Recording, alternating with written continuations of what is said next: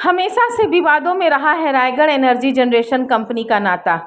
रोजगार के लिए लामबंद हुए सैकड़ों बेरोजगार पहुंचे एसडीएम कार्यालय, जहां उन्होंने रायगढ़ एनर्जी जनरेशन कंपनी के खिलाफ ज्ञापन सौंपा। भू विस्थापन से प्रमाणित ग्रामीण एक बार फिर रायगढ़ एनर्जी जनरेशन कंपनी में अस्थायी रोजगार देने की मांग को लेकर लामबंद हो रहे हैं। आज इसी मांग को लेकर रायगढ़ एसडीएम में जाकर उन्होंने ज्ञापन दिया है, आवश्यक कार्रवाई करने की मांग की है। भू विस्थापित परिवार के लोगों का कहना है कि अब तक उन्होंने सिर्फ आश्वासन ही दिया है। अब 28 मार्च तक आश्वासन कार्रवाई नहीं होने पर वे अधिक नाकेबंदी के लिए बाध्य होंगे। बताया जाता है कि पुसौर विकास खंड के छोटे भंडार, बड़े भंडार में स्थापित उद्योग के लिए करीब 570 किसानों के खेतों को भू अर्जन कर लिया गया, परंतु सिर्फ 70 लोगों को अस्थायी नौकरी दी गई, जबकि सभी को अस्थायी नौकरी देने की बात कही गई थी। ग्रामीणों के आंदोलन के बाद करीब 150 लोगों को अस्थायी तौर पे काम पे रखा गया, जिससे प्रभावित ग्रामीणों ने फरवरी महीने में अनशन किया।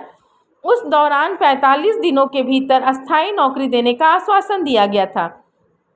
इसी मांग को लेकर एक बार फिर से प्रभावित ग्रामीण रायगढ़ एसडीएम को ज्ञापन देने के लिए पहुंचे थे। उनका कहना है रायगढ़ एनर्जी जनरेशन कंपनी एक भी काम ग्रामीणों के पक्ष में नहीं करती है, ना उन्होंने उद्योग दिया बल्कि उनकी भूमि को भी हड़प लिया है। इसलिए वो रायगढ़ एनर्जी जनरेशन कंपनी के खिलाफ ज्ञापन देना चाहते हैं।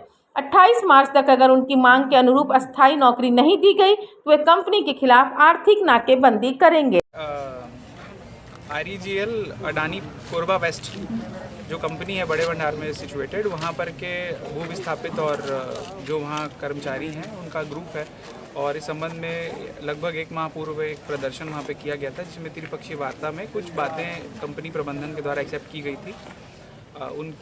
उन बिंदुओं पे जिस पे उनके द्वारा सहमति जताई गई थी, कुछ बिंदुओं पे कार्यवाही उनके द्वारा नहीं की गई है अभी तक, और उस संबंध में ज्ञापन मेरे को आज इनके द्वारा प्रस्तुत किया गया है। और इस संबंध में एक वार्ता फिर से करेंगे कंपनी प्रबंधन, प्रशासन, पुलिस और जो प्रदर्शनकारी हैं उनके बीच में, कि भाई उन्होंने जो बातें एक्सेप्ट की थी उसको उन्होंने क्यों उसका पालन नहीं किया है, और पूरा प्रयास करेंगे कि जो उन्होंने जो उस समय जो उन्होंने रिटर्न में जो एग्रीमेंट किया उसको वो पालन करें, और इनको जो वो है जो लाभ है वो पहुंचाएं सभी किसानों को और वहाँ के कर्मचारियों को। Thank you. क्या कुछ बात की और क्या कुछ उन्होंने आश्वासन दिया?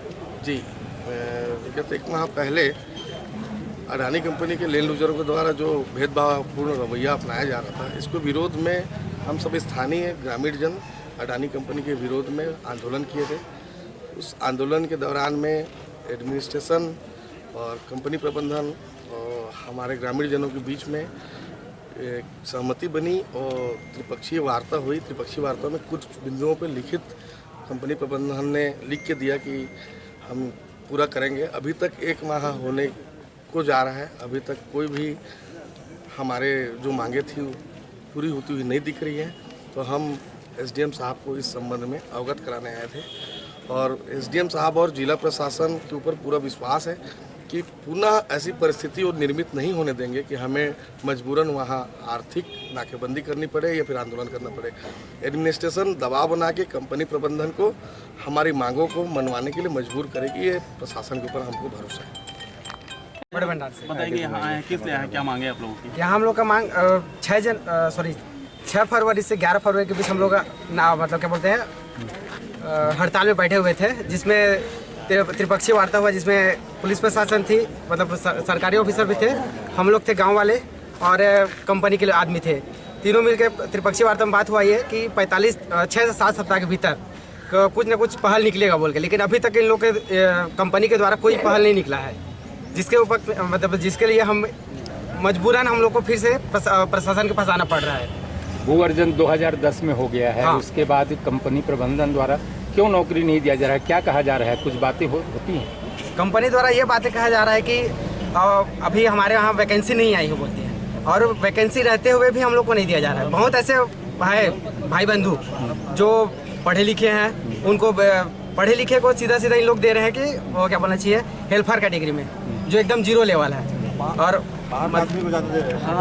इसमें और जो प्राथमिकता दी जा रही है वो बाहर से आदमी को दिया जा रहा है, ये अपने लोकल को नहीं दिया जा रहा है। अभी एसडीएम साहब के पास गए थे, क्या कहा एसडीएम साहब ने? अभी एसडीएम साहब से मुलाकात होगा। क्या मांग पूरी नहीं होती क्या करेंगे? मांग अगर पूरी नहीं होती तो हम आर्थिक नाकेबंदी के लिए मजबूर हैं। रहने के लिए चैनल को सब्सक्राइब करें, लाइक करें, शेयर करें